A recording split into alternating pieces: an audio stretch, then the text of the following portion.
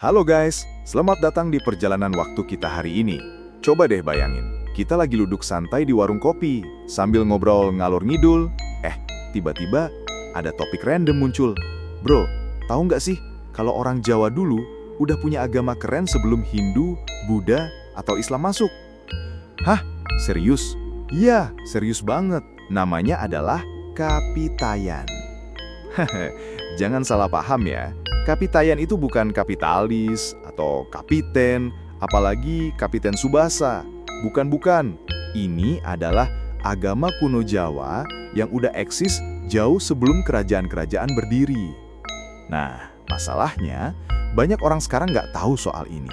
Padahal, Kapitayan itu bukti kalau leluhur kita tuh udah mikir tingkat dewa. Literally, mereka udah paham konsep ketuhanan yang Maha Esa, bahkan sebelum istilah itu populer. Jadi gini guys, orang Kapitayan nyembah siapa? Mereka menyembah Sang Hyang Taya. Taya artinya hampa, kosong, tak terlihat. Tapi jangan keburu mikir negatif ya. Ini kosong yang penuh makna. Kosong kayak, dompet abis gajian 2 hari. Kosong tapi berisi kenangan indah bersama Shopee dan Tokopedia.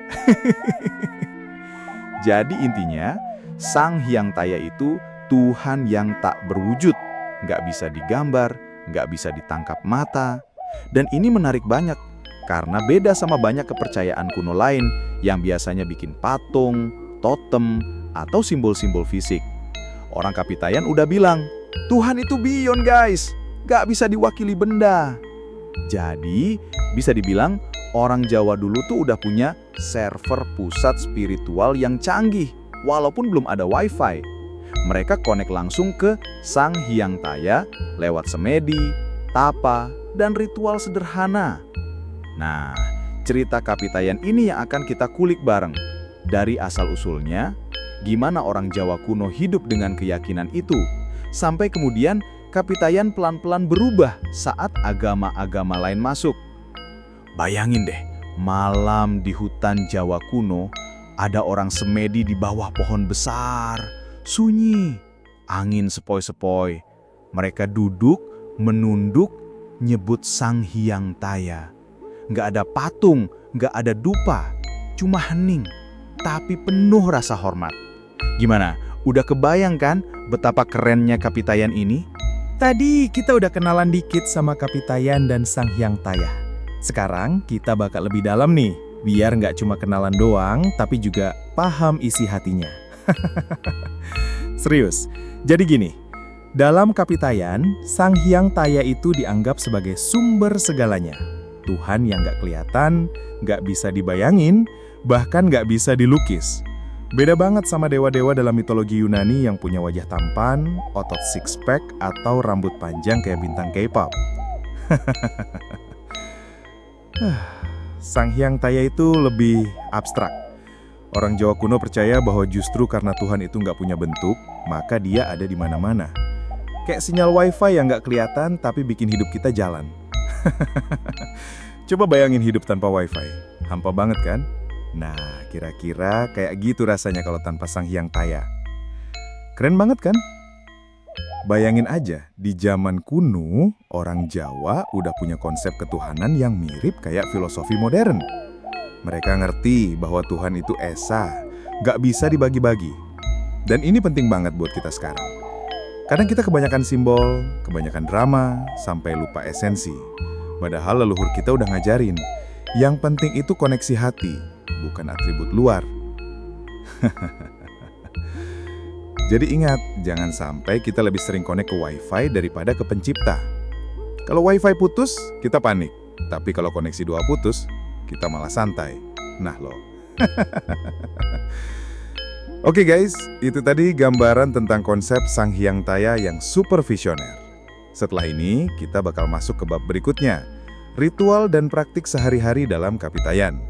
Mulai dari semedi, tapa, sampai tradisi yang mungkin masih nyangkit di budaya Jawa sekarang.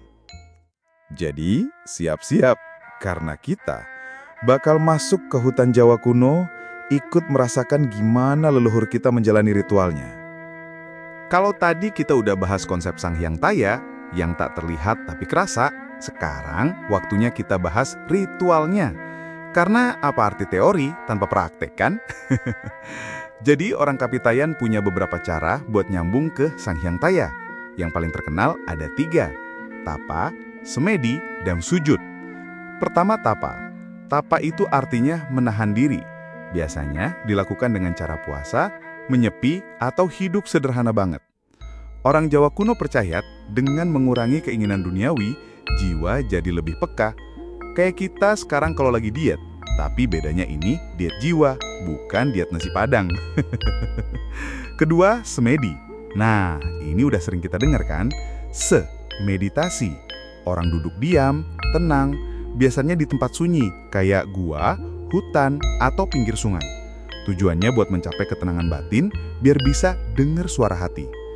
Dan ini bukan hal mistis guys, ini lebih ke fokus dan mindfulness ala Jawa kuno. Kalau sekarang semedi bisa aja di kamar kos, matiin lampu, colokin headset, dengerin lo-fi beats, sama aja intinya, hening dan fokus. Ketiga, sujud. Ini menarik banget. Orang Kapitayan udah punya gerakan menunduk, bersujud sebagai bentuk penghormatan ke Sang Hyang Taya. Jadi jangan heran kalau nanti pas Islam masuk, konsep sujud ini gampang banget diterima.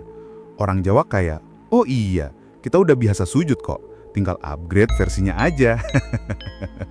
Ritual-ritual ini sederhana, tapi maknanya dalam. Mereka nggak butuh bangunan megah, nggak butuh peralatan ribet. Yang penting hati dan niatnya. Dan sampai sekarang, warisan Kapitayan masih ada di budaya Jawa. Misalnya, tradisi tirakat sebelum acara penting, kayak mau nikah, mau ujian, atau mau buka usaha. Orang Jawa suka puasa, semedi, atau nyepi dulu. Itu semua jejak dari Kapitayan, guys. Bahkan istilah ngeblank atau nggak keluar kamar seharian, itu mirip gaya leluhur kita. Bedanya mereka buat nyambung ke Tuhan. Kita kadang buat pusreng Mobile Legend. Intinya, ritual Kapitayan ngajarin keseimbangan. Manusia nggak boleh terlalu sibuk sama dunia luar. Harus ada waktu buat nyambung ke dalam. Dan ini relevan banget buat kita sekarang, yang tiap hari sibuk scroll medsos.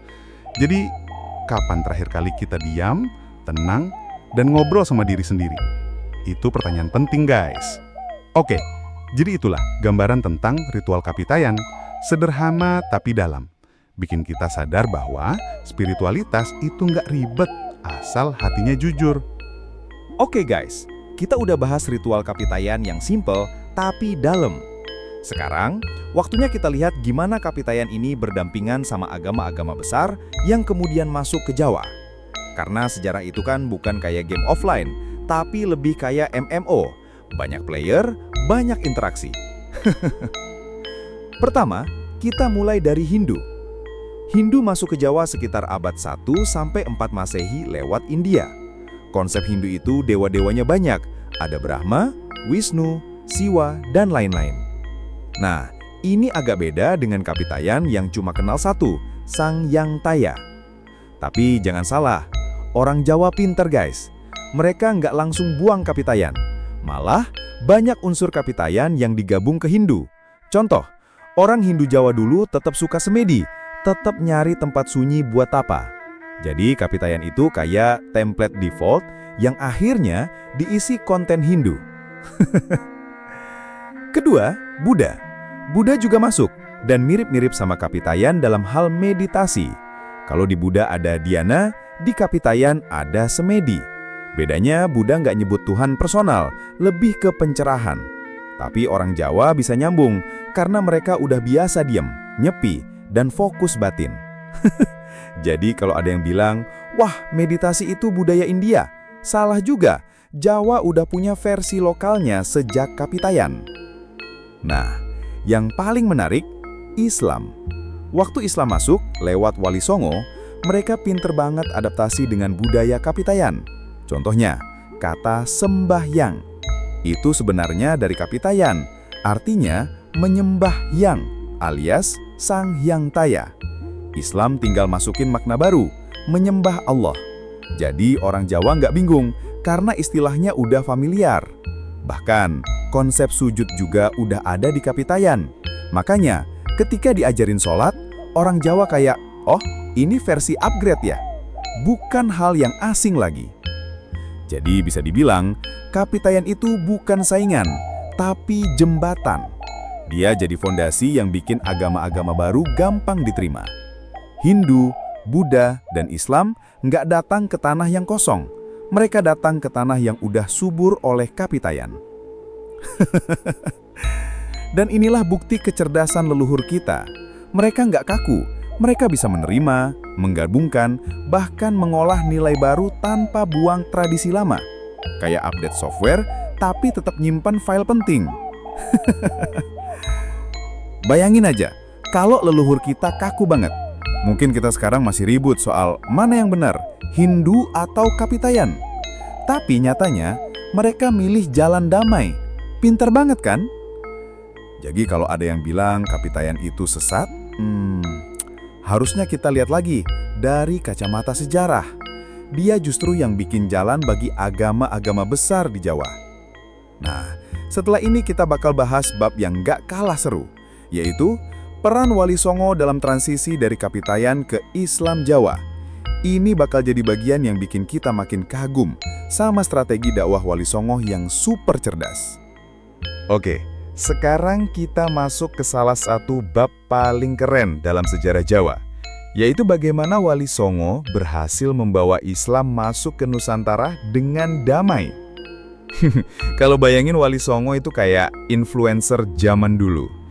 Bedanya mereka nggak bikin konten clickbait atau prank, tapi konten dakwah yang halus, relatable, dan full value. Nah, disinilah kapitayan punya peran besar. Orang Jawa udah kenal konsep sujud, sembah, semedi. Jadi waktu Wali Songo ngajarin sholat, masyarakat kayak, oh iki yo koyok sing biyen, tapi versi upgrade. Contoh nyata, istilah sembahyang. Itu awalnya dari kapitayan, sembahyang, menyembah Sang Hyang Taya. Islam masuk, kata itu tetap dipakai, tapi maknanya jadi menyembah Allah. Smooth banget transisinya, nggak pakai ribut. Pinter kan? Itu kayak bikin aplikasi baru, tapi UI UX-nya mirip aplikasi lama, biar user nggak bingung. Selain itu, Wali Songo juga pakai pendekatan seni dan budaya. Wayang, gamelan, tembang, semua dipakai buat nyampein pesan Islam.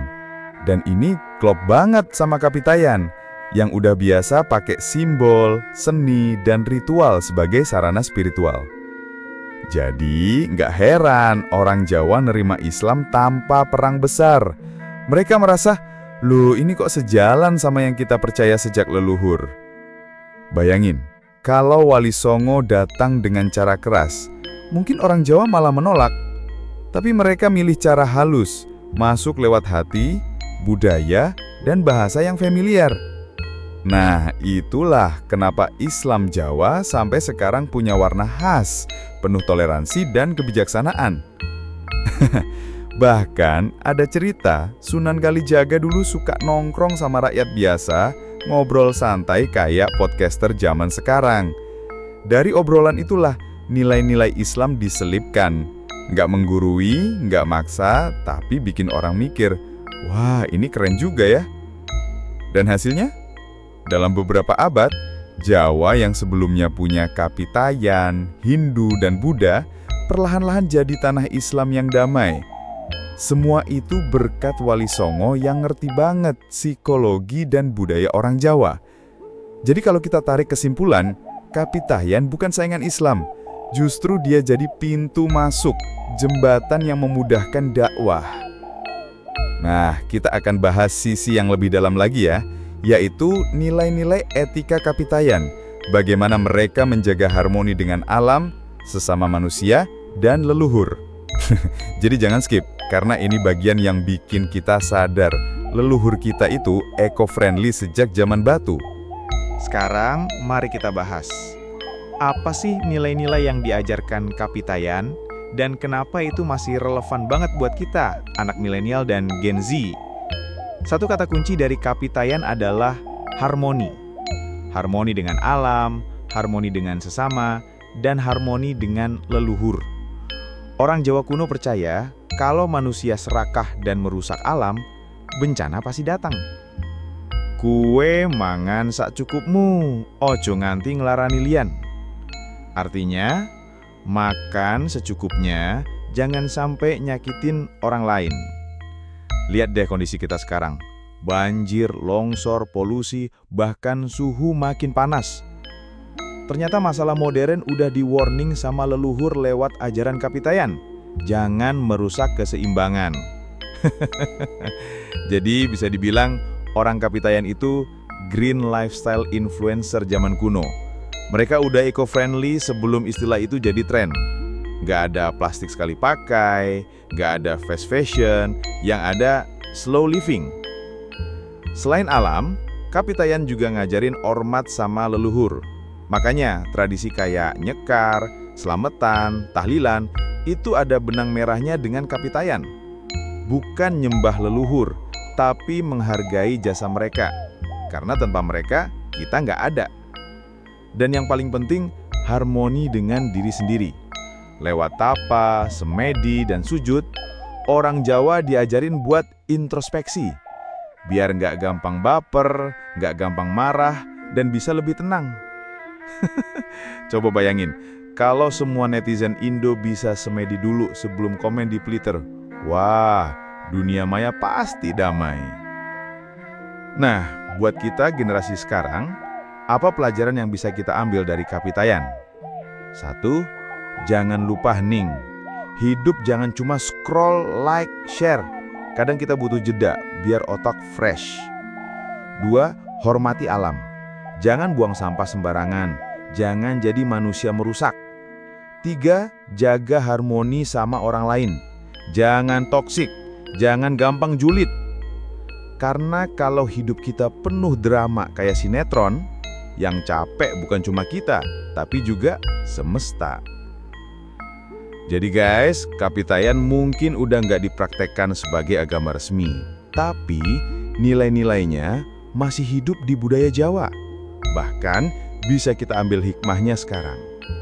Leluhur kita udah ninggalin pesan, Tuhan itu esa, hidup itu harus seimbang, dan manusia harus tahu diri.